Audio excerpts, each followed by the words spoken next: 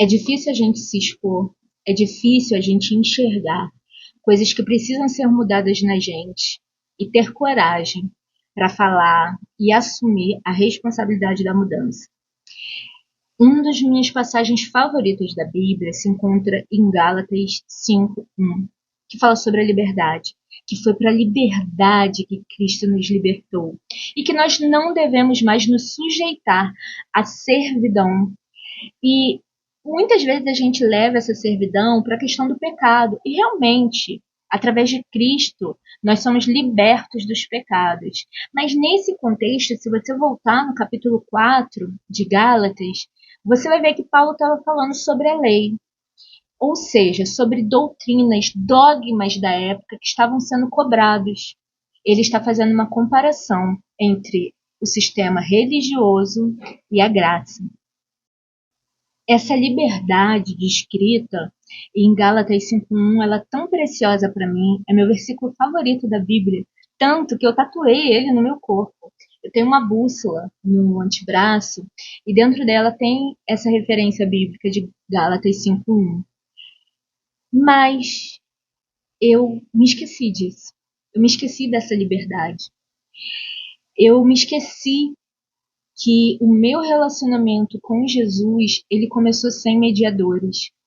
E de repente eu me vi num lugar como os fariseus da época de Jesus, defendendo doutrinas, dogmas e esquecendo do mais importante e o mais relevante, que é o meu relacionamento com Jesus, que é o desenvolvimento da minha espiritualidade através daquele que conquistou a liberdade para mim, que me encheu da graça e da bondade dele.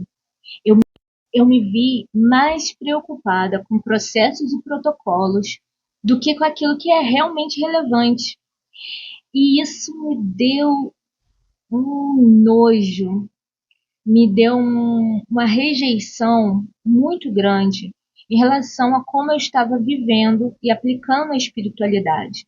Entenda, eu não estou falando da igreja, da congregação. Eu estou falando de uma percepção pessoal minha, do que aconteceu comigo. E isso me fez entrar numa crise muito grande, porque eu não tive mediadores e eu estava num lugar em busca de mediadores, de resposta através de terceiros, quando o próprio Deus, o próprio Espírito Santo fala comigo, fala com você. E muitas vezes a gente se perde nisso, se perde buscando respostas onde não há respostas.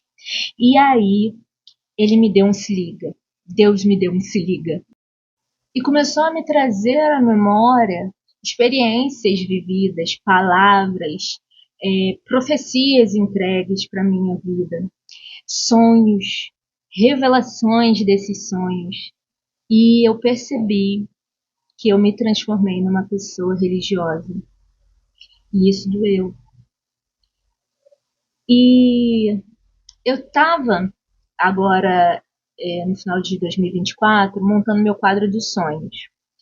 E estava pesquisando algumas referências na internet, coisa e tal, e me deparei com um vlog de uma americana. E eu quero que você preste bastante atenção nisso, porque ela é americana e eu ouvi o vídeo todo em português.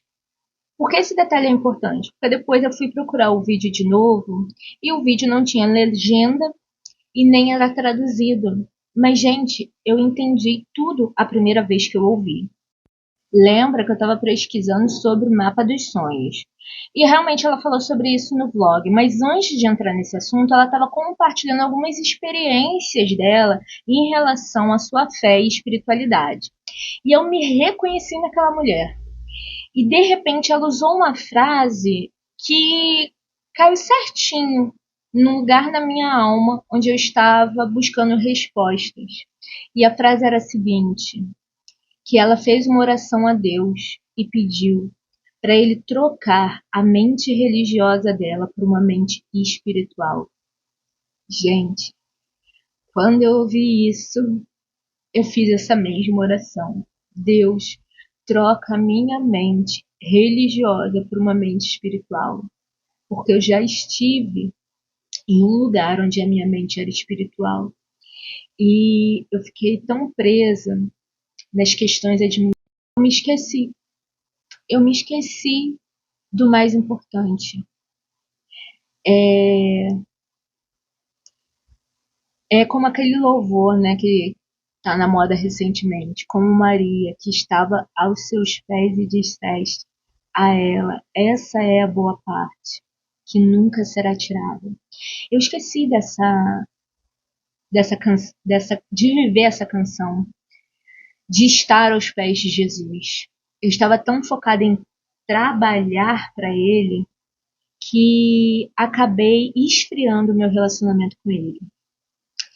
E toda a minha espiritualidade está baseada no meu relacionamento com Jesus. Olha só que coisa estranha que eu estava fazendo com a minha vida. E o que eu quero deixar para você aqui, nesse meu breve testemunho, é: tem tempo, se reconcilie, desenvolva sua espiritualidade.